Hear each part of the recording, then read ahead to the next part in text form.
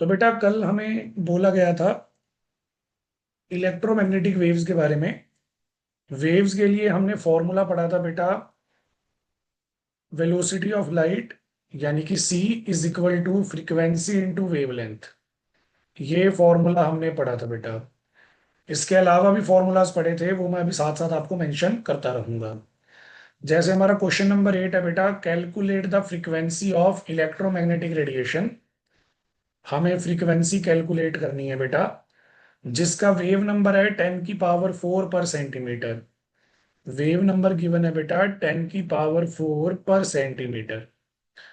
तो अब देखो बेटा, मैंने आपको बताया था जो वेव नंबर होता है ना, वो रेसिप्रोकल ऑफ वेवलेंथ होता है। वेव नंबर जो होता है वो रेसिप्रोकल ऑफ वेवलेंथ होता है। कल वाली क्लास में मैंने आपको ये बताया था। और अभी अभी मैंने आपको बताया ये वाला फॉर्मूला। यहां से फ्रीक्वेंसी अगर आपने कैलकुलेट करनी है तो फ्रीक्वेंसी आएगी c/λ। अब इसको मैं ऐसे लिख लूं, c × 1/λ। 1/λ जो है वो वेव नंबर है बेटा, तो ये आ जाएगा c × वेव नंबर। बस। तो अगर मुझे फ्रीक्वेंसी कैलकुलेट करनी है, फ्रीक्वेंसी कैलकुलेट करने के लिए वेलोसिटी ऑफ लाइट को वेव नंबर से मल्टीप्लाई करना पड़ेगा। तो बेटा हमारे पास आ गई है हमारी वेलोसिटी ऑफ लाइट 3 × 10⁸ और वेव नंबर गिवन है 10⁴। अब यहां ना बच्चे गलती कर देते हैं बेटा। क्या गलती करते हैं मैं आपको बता देता हूं। बेटा जो वेलोसिटी ऑफ लाइट है ना, ये है हमारे पास मीटर पर सेकंड में। और जो ये वेव नंबर की वैल्यू दी हुई है, ये दी हुई है बेटा पर सेंटीमीटर में। तो फिर आप तो इसे सॉल्व ही नहीं कर पाओगे बेटा। आपको दोनों की दोनों वैल्यूज जो है वो मीटर के अंदर ही चाहिए, या दोनों की दोनों वैल्यूज जो है वो सेंटीमीटर के अंदर चाहिए। मतलब आपको यूनिट सेम करने पड़ेंगे तो ही आंसर आपका सेम आएगा बेटा। तो आपकी मर्जी है, आप चाहे इसे सेंटीमीटर में कन्वर्ट कर लो, चाहे वेव नंबर को मीटर में कन्वर्ट कर लो। मैं वेव नंबर को मीटर में कन्वर्ट करूंगा बेटा। कैसे कन्वर्ट करूंगा ध्यान से देखो। ये पर सेंटीमीटर है ना, पर सेंटीमीटर का मतलब हो गया 3 × 10⁸ × 10⁴ सेंटीमीटर। पर सेंटीमीटर था, ये नीचे आ गया।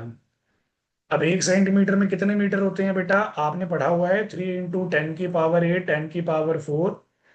1 सेंटीमीटर में होते हैं 1/100 मीटर बेटा। तो ये 100 भी ऊपर चला जाएगा, मीटर भी ऊपर चला जाएगा। मेरे पास आ जाएगा 3 × 10⁸ मीटर पर second multiplied by 10⁴ into 100 into पर मीटर बेटा। तो अब मेरा यूनिट जो है वो सेम हो गए हैं, आप देख सकते हो। मीटर से पर मीटर कैंसिल हो जाएगा बेटा, बाकी की बेस सेम है, बेस सेम है तो पावर ऐड हो जाएगी। फाइनल आंसर हमारे पास आ जाएगा बेटा 3 × 10⁻14 पर सेकेंड। ये आ गई बेटा फ्रीक्वेंसी। अगर आपने पर सेकंड नहीं लिखना तो आप हर्ट्ज भी लगा सकते हो। इसके यूनिट्स हर्ट भी होते हैं बेटा। पर सेकेंड या हर्ट्ज एक ही बात है। तो ये हमारे पास हमारी फ्रीक्वेंसी आ जाएगी बेटा। क्वेश्चन बहुत ही सिंपल था, लेकिन वो यूनिट कन्वर्जन वाली बात आपने ध्यान में रखनी है। नेक्स्ट क्वेश्चन देखो बेटा, नेक्स्ट क्वेश्चन है question number 9। The radio station radiate the radio wave of frequency 20 kHz। Frequency given है बेटा 20 kHz।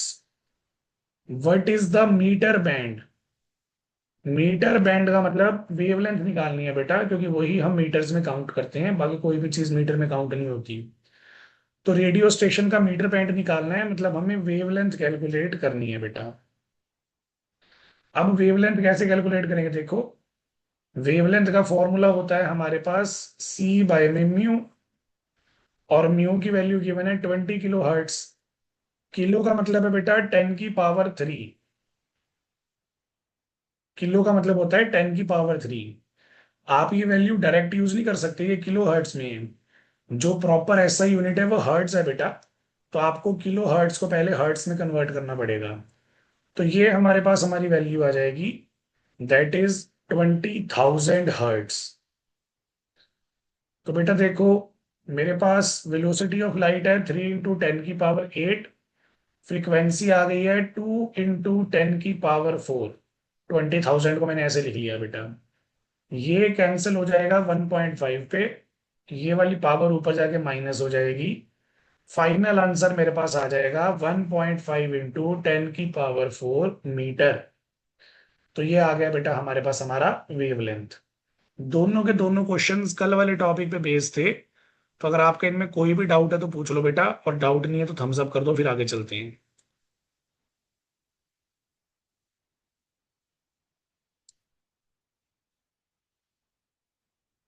ठीक है, प्रियंका, राहुल, अश्विन।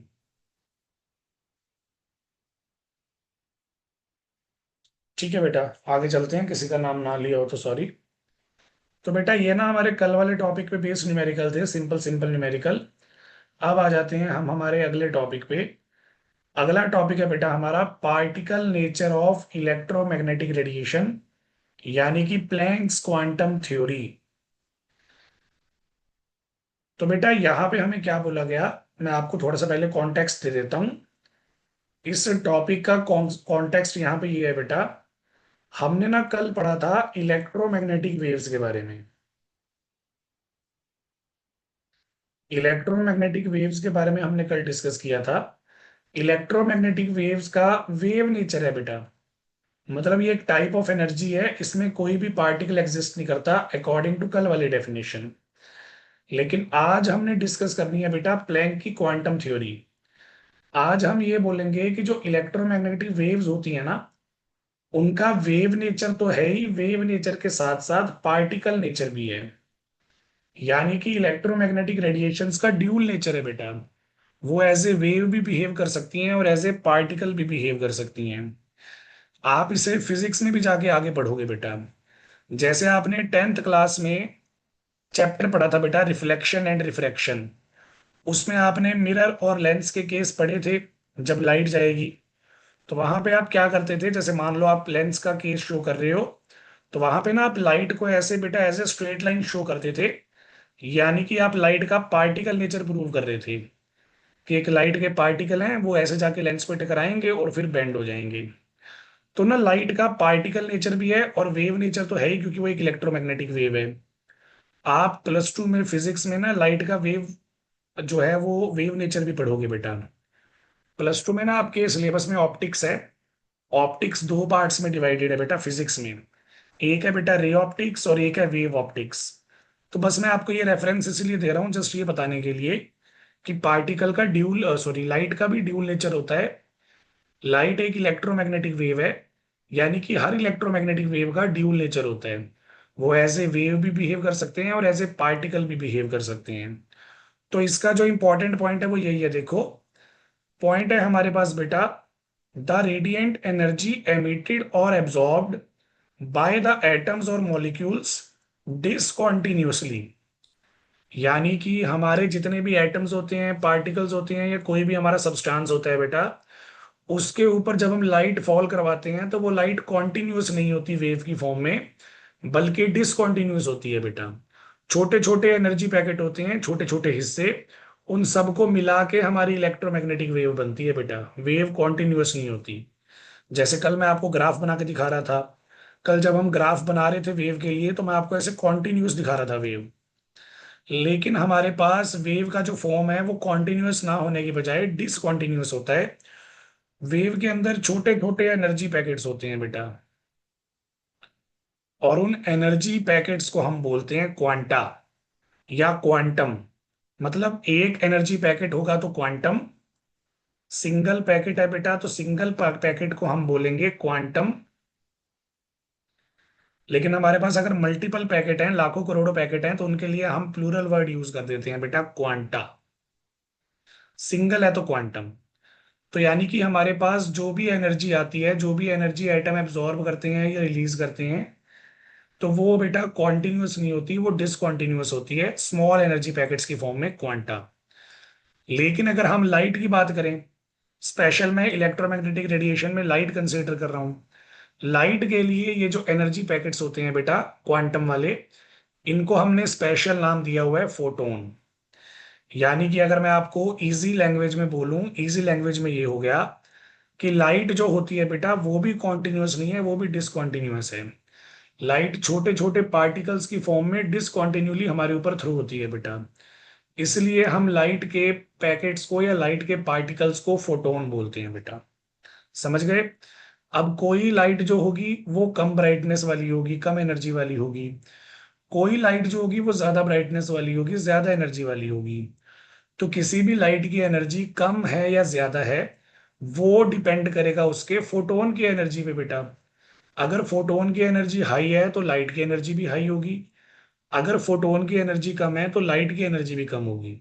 फोटोन की एनर्जी ज्यादा है या कम है, ये समझने के लिए हमने एक फॉर्मूला बना दिया बेटा। अकॉर्डिंग टू आइंस्टाइन, हर एक क्वांटम की या हर एक फोटोन की जो एनर्जी होती है वो उसके फ्रीक्वेंसी के डायरेक्टली प्रोपोर्शनल होती है बेटा। यानी कि जितनी ज्यादा फ्रीक्वेंसी होगी उतनी ज्यादा एनर्जी आएगी बेटा फोटोन की। तो हमारे पास आ गया energy is directly proportional to the frequency. अब आप प्रोपोर्शनल हटाओगे तो कांस्टेंट आपको लगाना पड़ेगा। कांस्टेंट आप लगाओगे तो कांस्टेंट यहाँ पे आ जाता है एच। और ये जो एच है हमारे पास, ये कांस्टेंट है जिसे हम बोलते हैं बेटा प्लैंक्स कांस्टेंट।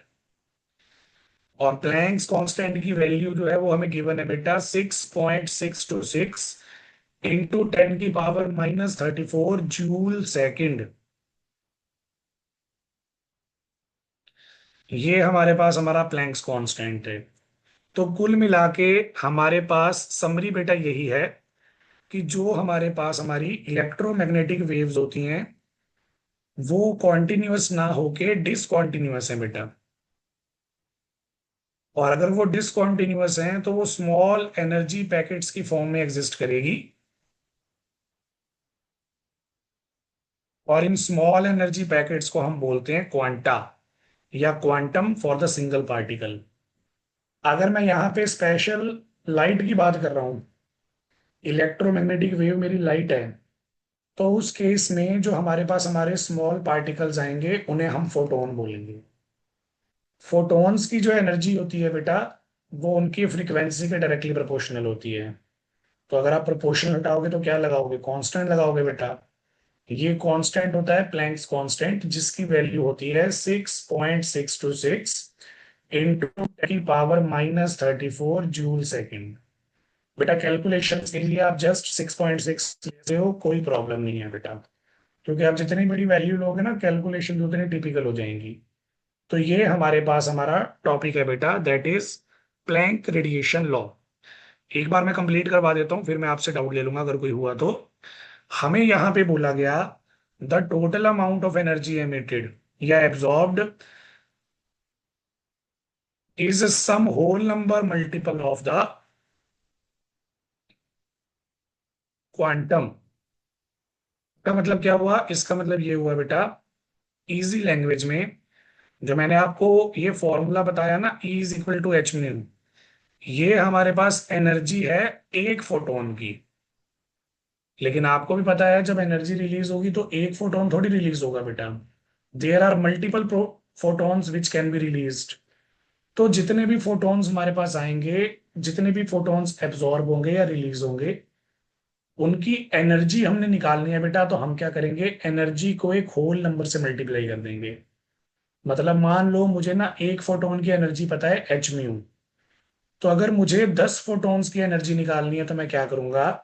इसको 10 से मल्टीप्लाई कर दूंगा बेटा। अगर मुझे 1000 फोटॉन्स की एनर्जी निकालनी है तो मैं इसे 1000 से मल्टीप्लाई कर लूंगा। मतलब मॉलिक्यूल्स तो हमारे पास कितने मर्जी आ सकते हैं ना। तो अगर मेरे पास n मॉलिक्यूल्स हैं तो हमारे पास टोटल एनर्जी जो है वो आ जाएगी बेटा एन एच म्यू। ये आ जाएगी हमारे पास हमारी टोटल एनर्जी बेटा। ठीक है?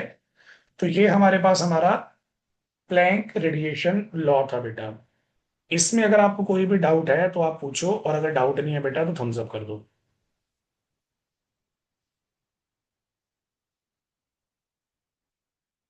ठीक है, तरन, जशन, राहुल, एशमीन। ठीक है भाभी का बेटा, ओके। चलो, किसी का नाम ना लिया हो तो सॉरी बेटा। तो ये हमारे पास हमारा केस था अबाउट रेडिएशन लॉ। ना उनके कुछ फीचर्स बताए हुए हैं, वो फीचर्स हमारे लिए इतने रेलिवेंट नहीं है बेटा, बट मैं आपको थोड़ा थोड़ा जो है वो बता देता हूँ।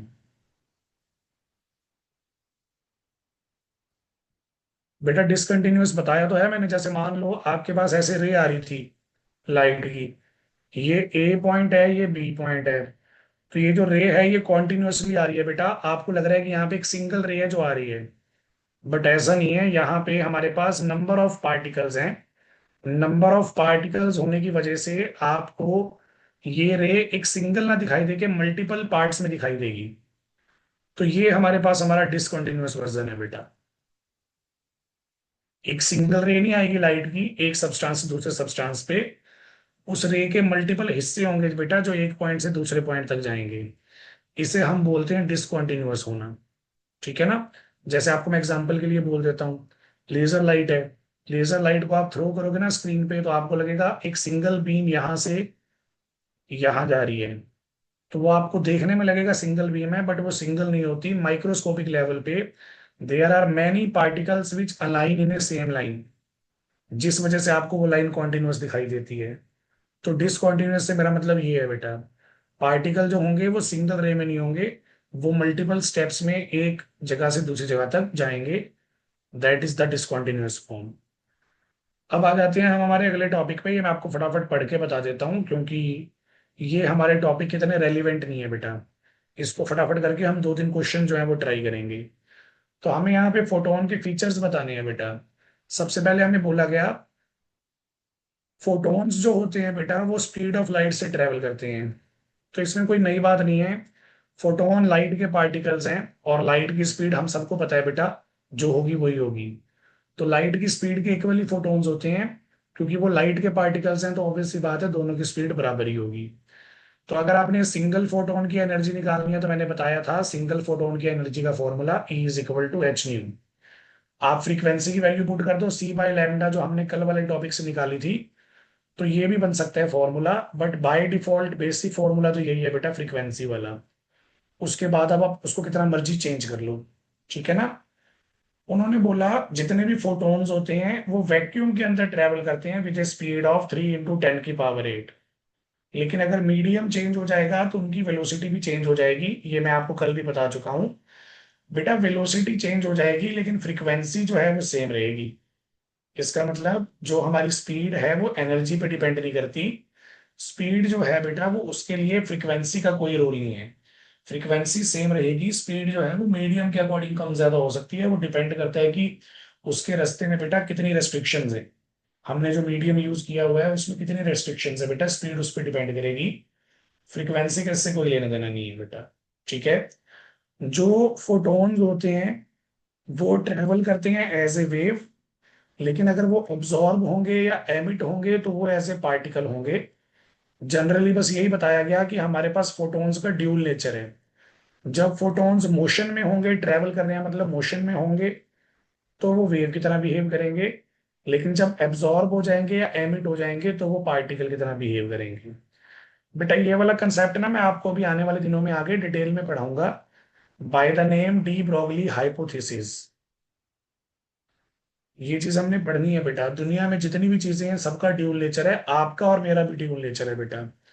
आपके हाथ में जो मोबाइल है या लैपटॉप है जिसपे आप ये लेक्चर देख रहे हो, उसका भी ड्यूल नेचर है। वो भी एज ए पार्टिकल और वेव बिहेव कर सकता है। तो उसके बारे में हम ना डी ब्रोगली में आगे डिटेल में डिस्कस करेंगे। फीचर्स हमारे पास यहाँ पे कंप्लीट हो गए हैं बेटा। अब फीचर्स कंप्लीट होने के बाद हमारे पास आ जाते हैं न्यूमेरिकल। दो न्यूमेरिकल ये रहे, एक न्यूमेरिकल ये रहा, एक ये रहा बेटा। चार, पांच, छः, छह न्यूमेरिकल्स हैं यहाँ पे। दो तीन जितने हो जाएंगे बेटा वो करवा देता हूँ, बाकी फिर आपको ट्राई करने होंगे।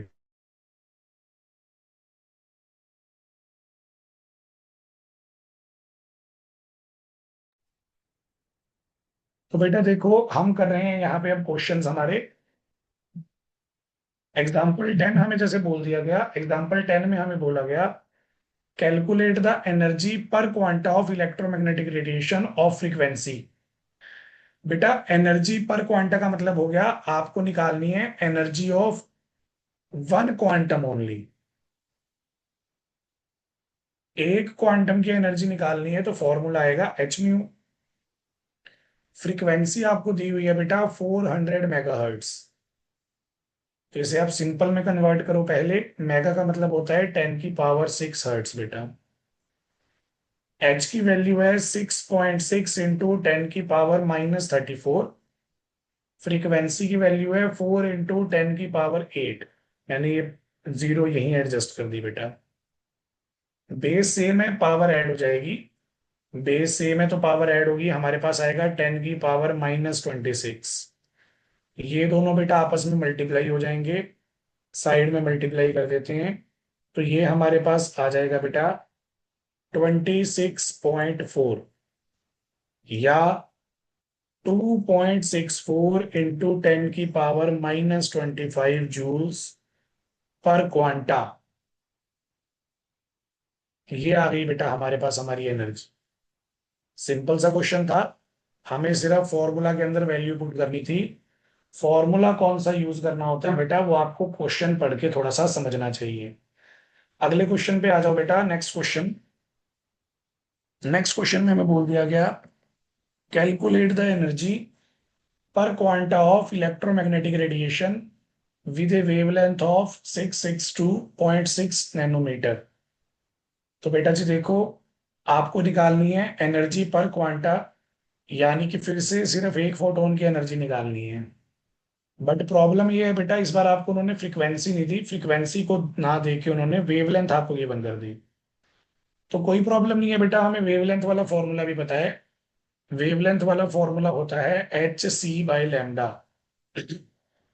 तो यहाँ पे प्लैंक्स कांस्टेंट है बेटा 6.6 इंटू 10 की पावर -34। चलो पूरा लिख लेता हूँ, काम आएगा। 6.626 इंटू 10 की पावर -34। सी बेटा वेलोसिटी ऑफ लाइट 3 इंटू 10 की पावर 8। वाई में वेवलेंथ है बेटा 662.6 नैनोमीटर। नैनोमीटर का मतलब होता है बेटा 10 की पावर -9 मीटर। तो ये देखो, यहां से डेसिमल हटाऊंगा तो नीचे 1000 आ जाएगा। यहां से डेसिमल हटाऊंगा तो यहाँ पे 10 आ जाएगा। ये क्वांटिटी सेम है बेटा, दोनों कैंसिल हो गई। तो मेरे पास बचेगा यहाँ पे 3 इंटू, पावर सॉल्व कर रहा हूं बेटा मैं। पावर सॉल्व करूंगा तो 10 की पावर -25। नीचे आ जाएगा बेटा 10 की पावर -6। -6 ऊपर जाके +6 हो जाएगा। 3 इंटू 10 की पावर-19 जूल्स आ जाएगी हमारे एक क्वांटम की एनर्जी बेटा। तो ये मैंने आपको यहाँ पे दो एग्जांपल करवाए, दोनों एग्जांपल्स में से किसी में डाउट है तो बोलो, नहीं तो थम्स अप कर दो भाई।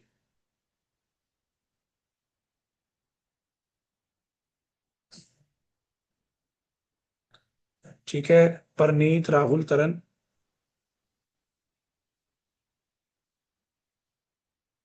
ठीक है प्रियंका बेटा। चलो, तो ये थे हमारे पास हमारे दो एग्जांपल। अगला एग्जांपल देखो भाई। नेक्स्ट एग्जांपल उसने बोल दिया, calculate the wavelength sorry, calculate the wavelength in angstrom. Angstrom का मतलब आपका आंसर जो है वो 10 की पावर-10 में आना चाहिए। एनर्जी हमें गिवन है बेटा 3.1 इलेक्ट्रॉन वोल्ट पर क्वांटा। देखो छोटी सी ट्रिक खेली है बेटा उसने। हम जो एनर्जी निकाल रहे थे ना, देखो यहाँ पे भी हमने एनर्जी निकाली तो वो जूल में निकाली बेटा। अगले वाले क्वेश्चन में भी जो एनर्जी निकाली वो जूल में निकाली थी। यहाँ पे उसने एनर्जी जूल में नहीं दी, हमें इलेक्ट्रॉन वोल्ट में दे दी है बेटा।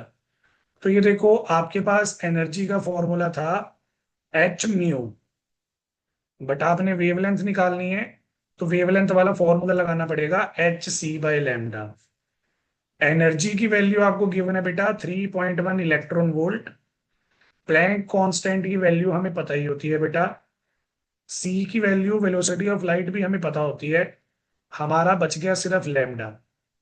अब देखो, इस क्वेश्चन को आप तब तक सॉल्व नहीं कर पाओगे जब तक आप एनर्जी को बेटा इलेक्ट्रॉन वोल्ट से जूल में कन्वर्ट नहीं कर देते। तो कल मैंने आपको बताया था, आप कल वाले लेक्चर में चेक कर सकते हो, कल या परसों वाले लेक्चर में। 1 इलेक्ट्रॉन वोल्ट होता है बेटा 1.6 इंटू 10 की पावर-19 जूल्स। तो मेरे पास आ जाएगा 3.1 इंटू 1.6 इंटू 10 की पावर -19 जूल। अब ये जूल में कन्वर्ट हो गया बेटा, अब हम गुड टू गो हैं, अब हम इसे यूज कर सकते हैं। सॉरी बेटा, यहाँ पे ना मैंने पावर गलत कर दी। पावर जो थी वो -34 है बेटा, -24 नहीं है। इंटू 3 इंटू 10 की पावर 8 बाय में वेवलेंथ। अब वेवलेंथ डिवाइड में बेटा ये ऊपर चली जाएगी और वैल्यू ऊपर से नीचे आ जाएगी। तो मेरे पास आ जाएगा wavelength is equal to 6.6 into 3, ये वाली दोनों वैल्यूज, इंटू मैंने पावर्स को ऐड कर दिया बेटा -26, डिवाइडेड बाय 3.1 इंटू 1.6 इंटू 10 की पावर -19। बेटा ये पावर ऊपर जाके प्लस हो जाएगी, तो मेरे पास आ जाएगा 6.6 इंटू 3, 3.1 इंटू 1.6 इंटू 10 की पावर -7। अब इसको हमें सॉल्व करना पड़ेगा बेटा। सॉल्व करने के लिए हम क्या करेंगे, सबसे पहले 6.6 को 3 से मल्टीप्लाई करेंगे, तो आ जाएगा 19.8। सिमिलरली 3.1 को 1.6 से मल्टीप्लाई करेंगे, 4.96 आ जाएगा बेटा। अब इसे आप आगे सॉल्व करोगे, तो आगे सॉल्व करने पे लैम्डा हमारे पास आ जाएगा बेटा, 19.8 को डिवाइड कर दिया 4.96 से, 3.991 इंटू 10 की पावर -7। लेकिन हमें बोला गया था आंसर एंगस्ट्रॉम में निकालना है, तो डेसिमल राइट में करोगे तो 8, 9, 10, तो लैम्डा हमारे पास आ जाएगा 3991 इंटू 10 की पावर -10, यानी कि 3991 एंगस्ट्रॉम बेटा हमारा आंसर आ जाएगा। तो बेटा ये था हमारे पास हमारा क्वेश्चन, एक बार देख लो, कोई डाउट है तो पूछ लो।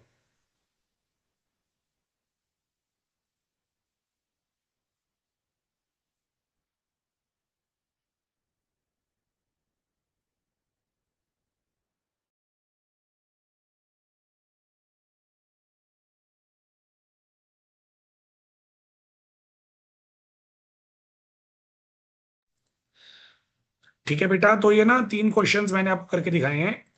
अब बाकी के क्वेश्चंस ना आप ट्राई करोगे बेटा। ये वाला एग्जांपल है, ये वाला एग्जांपल है, ये वाला एग्जांपल है, 3 एग्जांपल है, ये आप ट्राई करोगे।